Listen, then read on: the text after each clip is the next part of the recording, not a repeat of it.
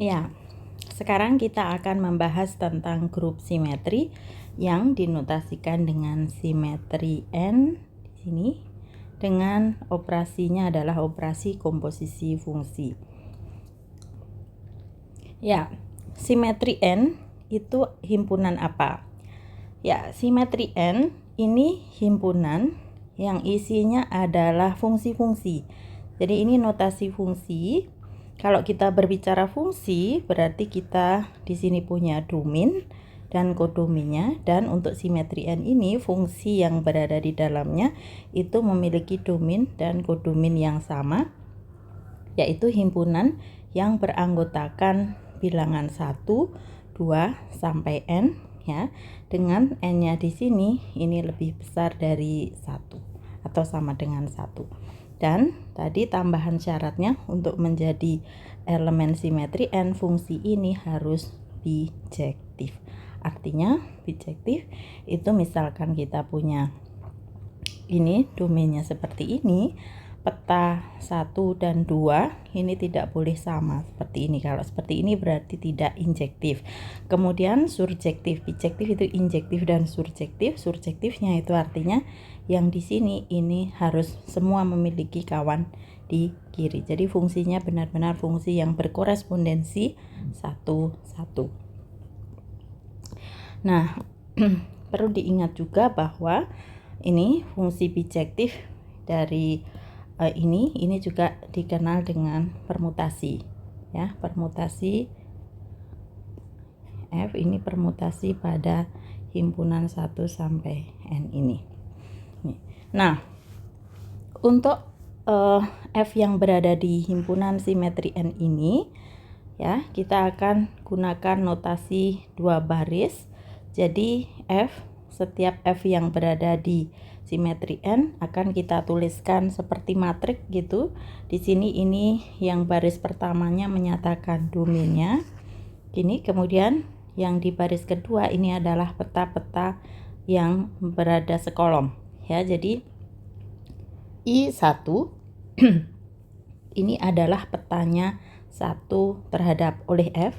Kemudian I2 ini adalah petanya 2 terhadap F ya. Jadi secara umum IK yang berada di sini ini adalah FK dengan untuk setiap K yang berada di 1 sampai N gini.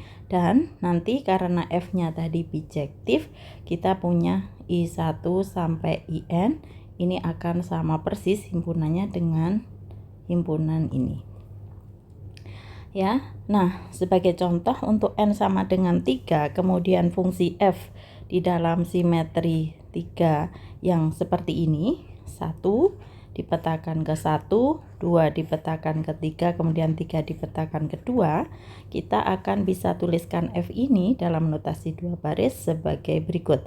Jadi 1 dibawa ke 1, 2 dibawa ke 3, dan 3 dibawa ke 2 ya. Artinya lagi berarti kita punya ini F1 adalah 1, F2 ini adalah 3, kemudian F3 ini adalah 2 nih. Nah, kemudian kalau kita berbicara fungsi, kita juga bisa mengkomposisikannya ya. Jadi di sini kalau kita punya dua fungsi F dan G yang berada di simetri N, maka komposisi F dan G ini yang mana di sini berarti nanti kita akan lihat bahwa dalam hal ini G dulu yang dikerjakan ya. Dengan definisi ini itu adalah fungsi dengan domain dan kodominnya sama.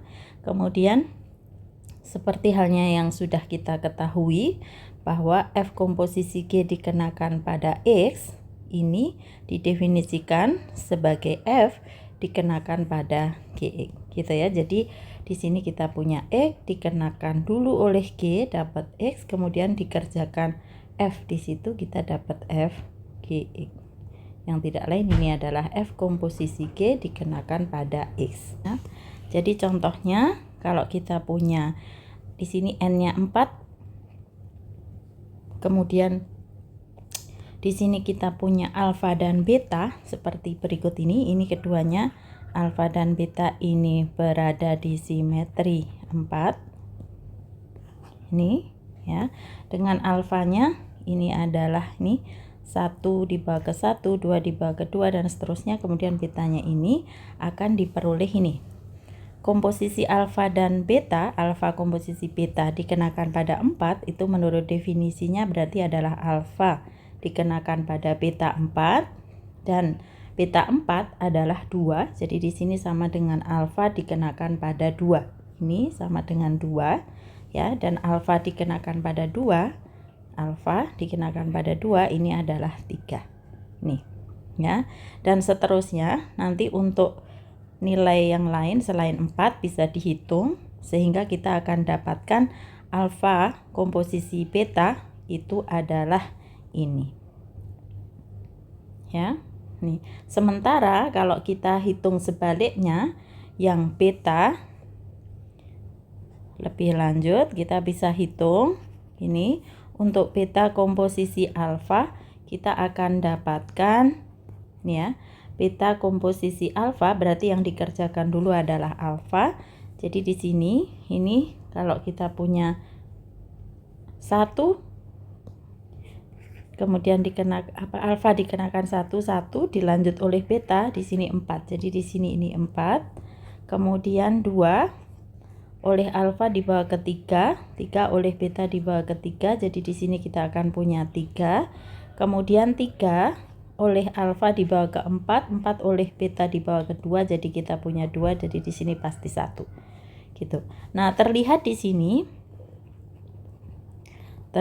bahwa alfa komposisi beta tidak sama dengan beta komposisi alfa. Artinya berarti apa? Simetri N ini operasi komposisi fungsi secara umum di sini ini tidak komutatif ya. Dan kemudian kita sudah lihat ini ya, grup. Artinya kita ini sudah bahas dulu, kita bahas di perkuliahan awal dulu bahwa simetri N terhadap operasi komposisi fungsi ini merupakan grup. Nah, kita ingat kembali inverse-nya gitu ya. Kalau kita misalkan punya alfa ini, lalu inverse-nya siapa? Ya, jadi ini kalau kita punya alfa yang seperti ini kita tuliskan di sini inverse elemen. Ini alfa. Ingat bahwa inverse itu kan sebenarnya begini ya. Inverse itu nanti kalau f-nya ini dari 1 sampai n, kemudian karena bijektif pasti punya inverse dan kodomainnya ini sama persis ini. Nah, kalau kita punya fx sama dengan y, maka ini akan berlaku f inverse y ini sama dengan x. Ini kan jika dan hanya jika. Artinya berarti kalau kita punya alfa seperti ini, alfanya tadi adalah 1, 3, 4, 2, maka di sini kita akan peroleh inverse-nya itu siapa? Ya ini. Jadi 1 ini inverse-nya berarti ini 1, kemudian 2 kita balik. Jadi ini 2 itu dibawa oleh inverse-nya ke 4, sebaliknya. Kemudian 3 itu ke 2, kemudian 4 itu ke 3, seperti ini. Nah, ini bisa kita cek. Nih ya. Alfa komposisi inverse-nya itu sama dengan ya yang dikerjakan berarti inverse-nya dulu 1 dibagi ke 1, 1 dibagi ke 1. Jadi ini 1 dibagi ke 1. Kemudian 2 dibagi ke 4, 4 dibagi ke 2. Jadi ini 2. Kemudian lanjut 3 dibagi ke 2, 2 ke 3. 4 dibagi ke 3, 3 dibagi ke 4. Ini adalah fungsi identitas. Yang mana ini adalah elemen identitasnya simetri N gitu ya. Jadi ini fungsi identitas. Jadi inputnya 1, outputnya 1, inputnya 3, outputnya 3 dan seterusnya. Jadi secara umum untuk N secara umum ini ya, fungsi identitas di simetri N ini memiliki ini ya. Jadi rumusnya adalah X untuk setiap X yang berada di 1 sampai N. Atau kalau kita tuliskan, ini berarti kita tulis begini. Itu. Nah, kemudian ini kita perhatikan yang dimaksud dengan K-cycle itu apa. K-cycle ini mungkin sebelum saya mendefinisikan, ini kita perhatikan misalkan saya punya alfa sama dengan seperti ini. Misalkan ini anggota simetri 6 dengan ini ya. Misalkan ini yang belum ini ya. Nah, perhatikan di sini ini kita punya begini. 1 oleh alfa ini dibawa ke 3. Kemudian 3 oleh alfa dibawa ke 2, kemudian 2 oleh alfa dibawa ke 1. Ini seperti membentuk sikel gitu ya. Kemudian berikutnya 4 dibawa ke 5, kemudian 5 dikembalikan ke ini. Ini juga membentuk sikel sendiri. Kemudian 6 itu sendirian dia ya, 6 dibawa ke 6. Nah, dalam hal ini yang ini tadi ini bisa kita tuliskan menjadi notasi sikel. Dalam notasi sikel, alfa bisa ditulis menjadi 1 dibawa ke 3 dibawa ke 2, kemudian 2 dibawa ke 1. Jadi ini artinya 1 dibawa ke 3, 3 dibawa ke 2, kemudian 2 dibawa ke 1. Kemudian berikutnya, ini notasi sikel itu hanya 1 baris saja. Kemudian di sini 4 dibawa ke 5, kemudian dia 6 sendirian. Nah, untuk notasi sikel ini, untuk yang sikel yang panjangnya 1 seperti ini bisa tidak dituliskan. Artinya kita tinggal menuliskan yang ini saja. Gitu ya. Jadi ini dalam notasi sikel. Nah, kemudian kalau kita punya alfa, dia dapat dinyatakan seperti misalkan ini alfanya, katakanlah dia bisa dituliskan menjadi berbentuk misalkan ini atau beta ya, yang elemen yang lain misalkan ini beta itu adalah 1, 5, 4, 3, 2 ya. Nih artinya kemudian ini tapi dia anggota simetri 7, maka beta ini disebut sebagai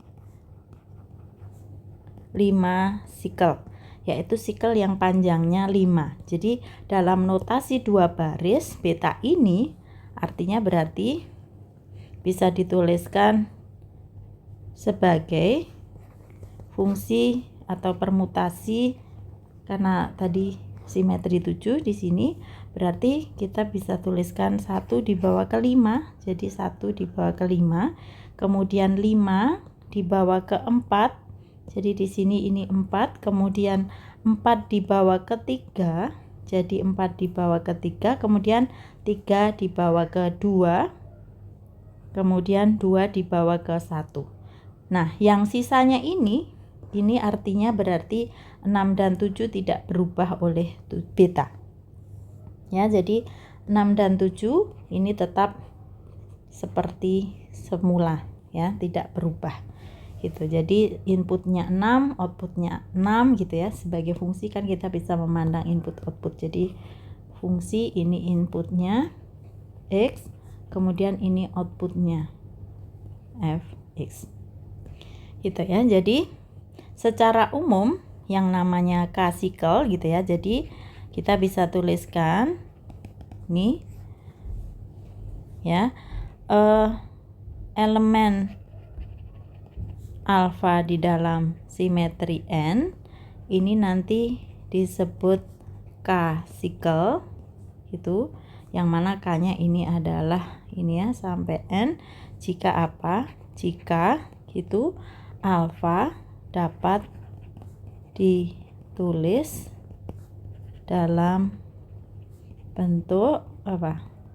Bentuk ini A1, A2, AK ini ya. Jadi atau mudahnya berarti ini tidak lain, kita bisa katakan ya, elemen alfa ini disebut K-cycle itu jika ini, atau ya definisinya jika apa? Jika terdapat A1, A2 sampai AK yang berada di 1 sampai N ini, sehingga apa?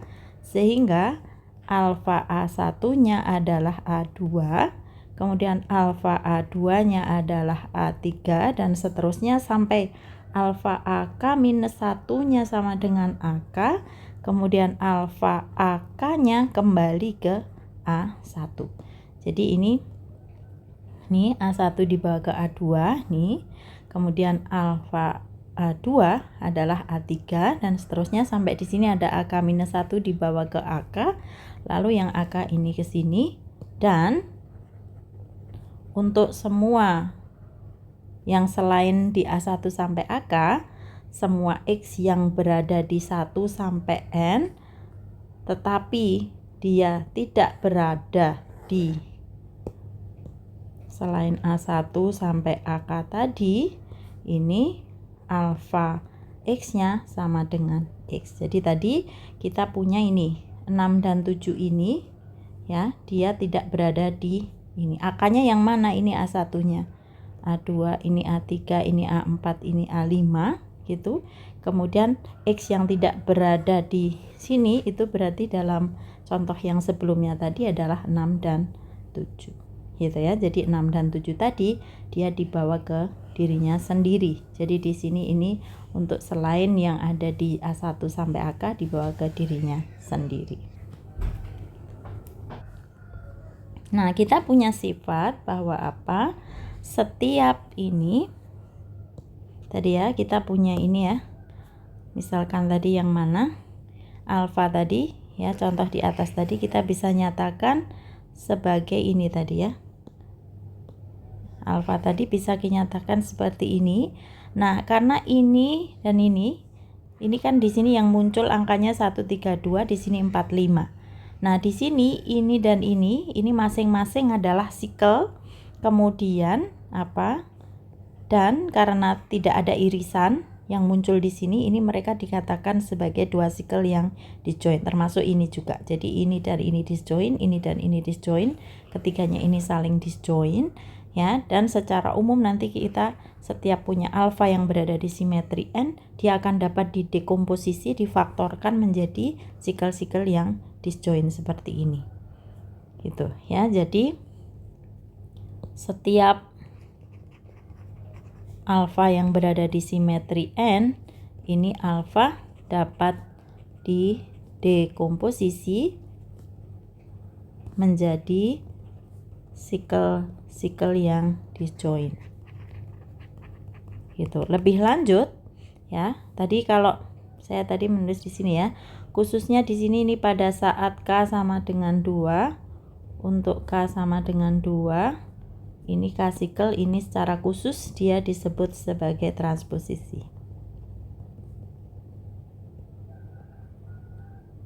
Nih, ya, dapat yang tadi.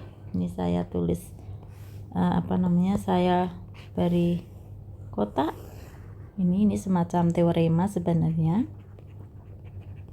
bahwa setiap alfa di dalam simetri N selalu dapat didekomposisi menjadi sikel-sikel yang disjoin. Kemudian setiap sikel ini dapat didekomposisi lagi menjadi transposisi.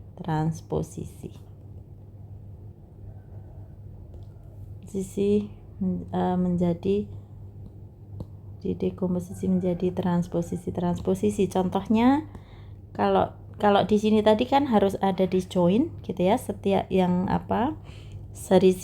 setiap elemen alfa anggota simetri N dapat didekomposisi menjadi sikel-sikel yang disjoin. Setiap sikel dapat didekomposisi menjadi transposisi, tidak harus disjoin. Ya, yang ini tidak harus disjoin. Contohnya misalkan tadi kalau kita punya ini ya, misalnya ini untuk memberi gambaran. Ini misalkan pandang grup simetri 10 dan alfanya ini adalah ini 8, 9, 10. Misalkan ini random 1, 2, 3, 4, 5, 6, 7, 8, 9, 10. Gini ya. Nah, ini perhatikan di sini ini alfa dapat dituliskan seperti ini. Jadi 1 ke 10, kemudian 10 ke 9, 9 ke 8, kemudian 8 ke 7, 7 ke 4 gitu ya. Ini yang bawah ini notasi, ini 2 baris, yang ini notasi sikel. Yang ini tadi 1, 10, kemudian berapa? 10, 9, 9 ke 8, 8 ke 7, 7 ke 4, 4 ke 1. Jadi ini sudah selesai di sini karena 4 sudah kembali ke 1.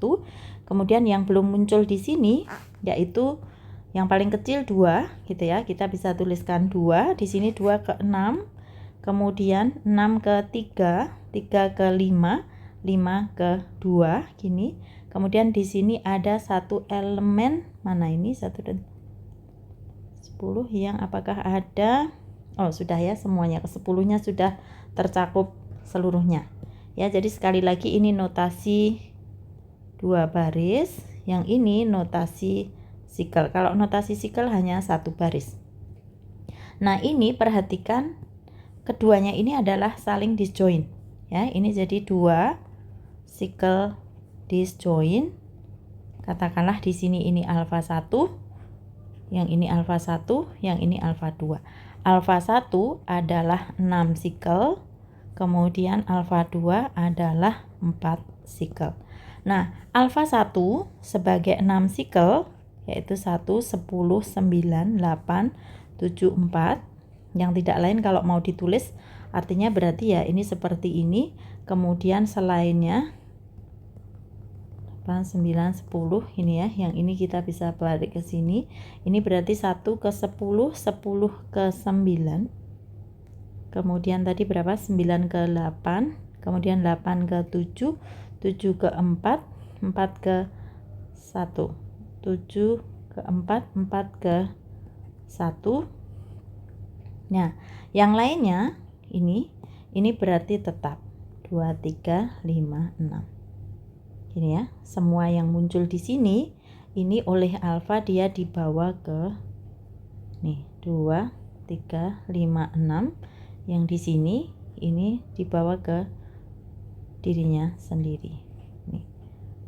Ya, demikian juga nanti yang alfa 2 ya, silahkan nanti dicoba dinyatakan sebagai ini kalau dalam notasi 2 sikel lalu seperti apa ini ya. Nah, kemudian tadi saya sudah sebutkan di sini bahwa setiap sikel dapat didekomposisi menjadi transposisi. Itu bagaimana? Misalkan tadi kita punya alfa 1, tadi 1, 10, 9, 8, 7, 4. Ini dapat ditulis dalam bentuk ini. 1, kemudian 4 langsung ke belakang. Nih, transposisi 2 sikel. Kemudian 1 maju 7. Ini. Kemudian nanti 1, 8,